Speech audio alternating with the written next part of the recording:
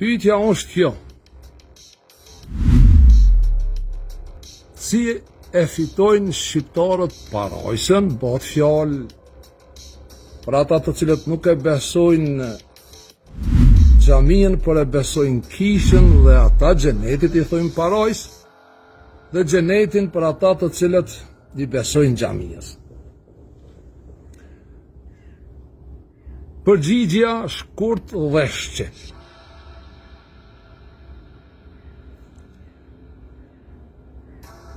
Cili shqiptar e fiton parajsën dhe xhenetin?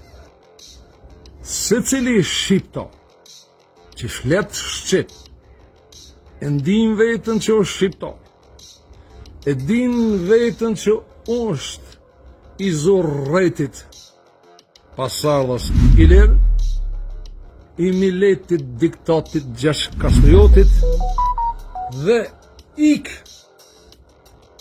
nga kisha, ik nga xhamia, ja kthen shpinën kishës, ja kthen shpinën xhamias. Ky shqiptar është në rrugë të mbar për ta fitu xhenetin, parajsën.